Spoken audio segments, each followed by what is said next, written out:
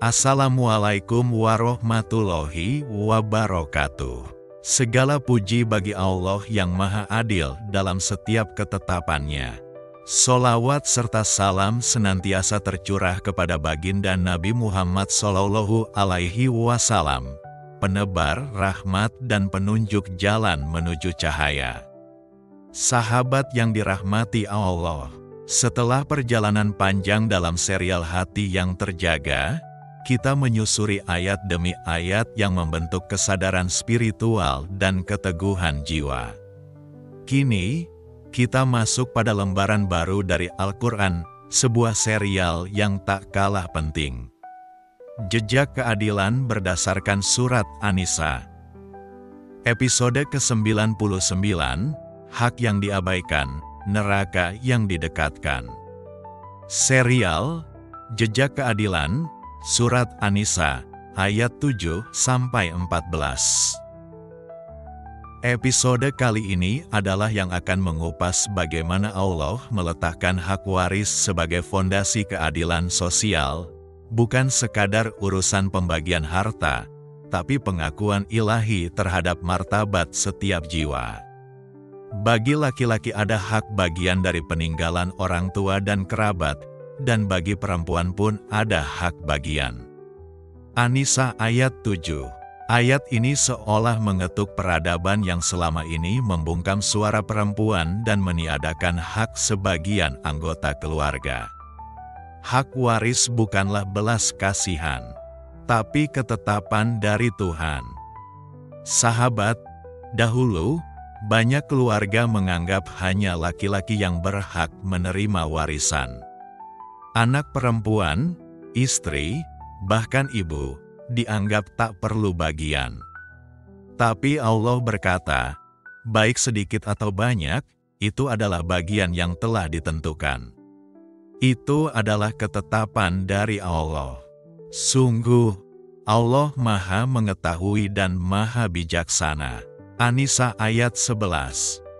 Ini bukan soal berapa besar nilainya, tapi seberapa dalam kita menegakkan keadilan. Karena keadilan itu tidak hanya dilihat dari pembagian, tapi dari bagaimana kita menjaga hak orang lain meski kita punya kuasa untuk menahannya.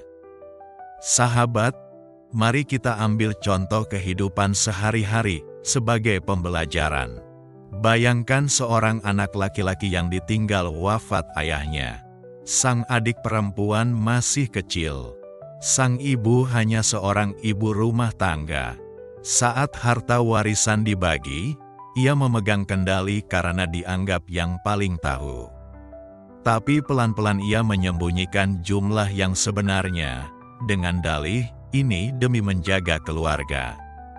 Padahal yang dia jaga bukan keluarga, tapi egonya sendiri. Berapa banyak dari kita yang melakukan hal serupa? Tidak hanya pada warisan harta, tapi juga hak-hak orang lain yang seharusnya kita beri, namun kita tahan karena kita bisa. Keadilan itu bukan hanya soal benar atau salah, tapi soal bersedia atau tidak kita mengalahkan kepentingan diri demi hak orang lain.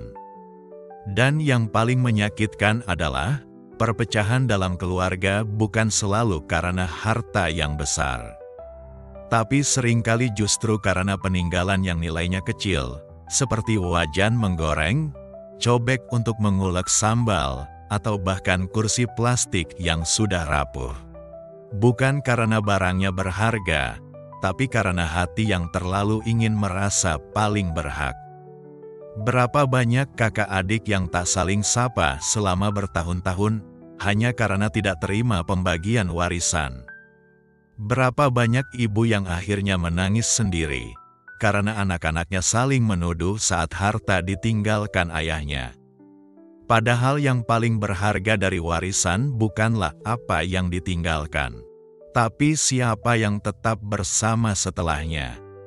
Kita terlalu mudah melupakan bahwa yang kita perebutkan hari ini, suatu saat akan lapuk, hilang, atau diwariskan kembali.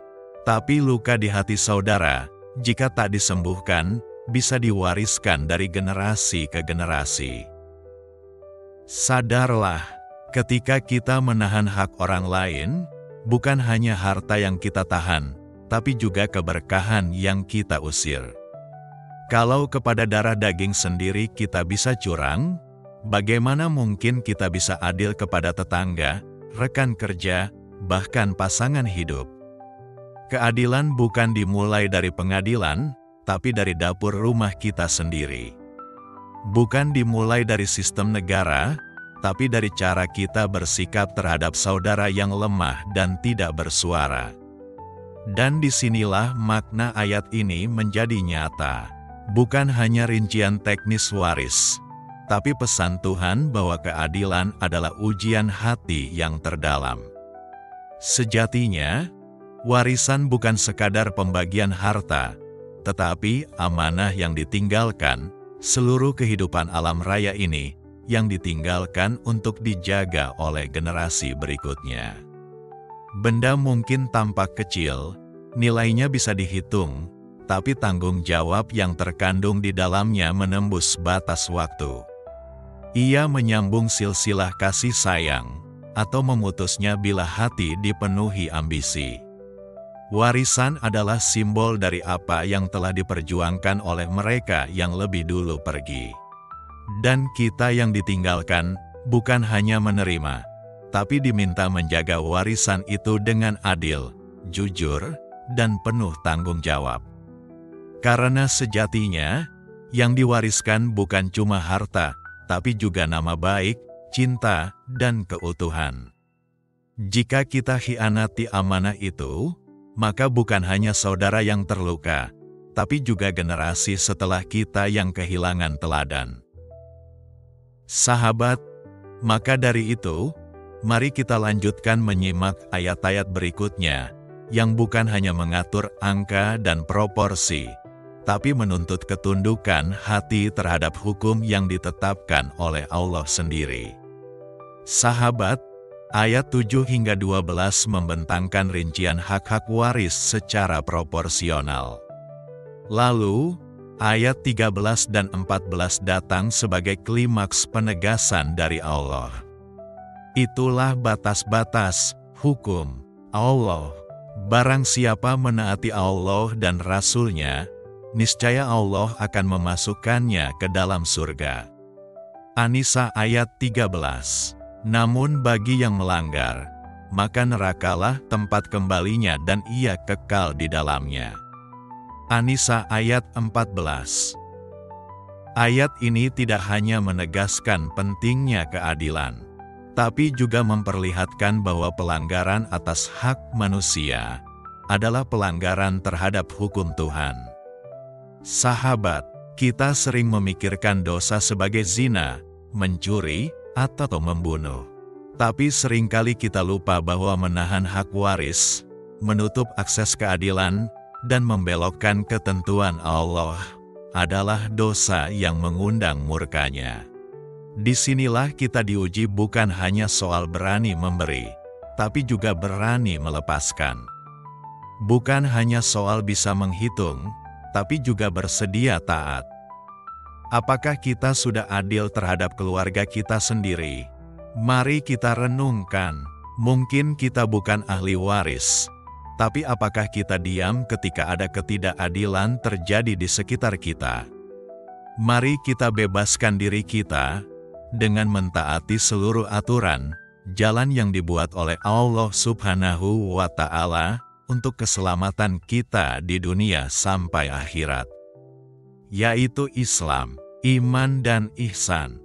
Wallahu alam bisawaf. Sahabat, sebagai hujung pertemuan kita membiasakan dengan berdoa bersama. Bismillahirrohmanirrohim. Allahumma sholli ala Sayyidina Muhammad wa barik wa salim. Ya Allah, lembutkan hati kami agar tak menahan hak orang lain. Bukakan mata hati kami untuk memahami batas-batas-Mu dan tunduk pada kehendak-Mu. Ampuni kami jika pernah lalai menjaga hak saudara kami sendiri. Jadikan kami pemelihara keadilan dari rumah hingga ke masyarakat. Karena kami tahu Surgamu disiapkan bagi mereka yang menjaga hak, bukan hanya yang beribadah. Amin ya robbal alamin.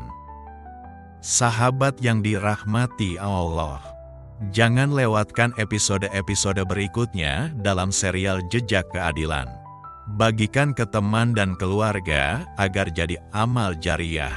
Simpan sebagai playlist renungan.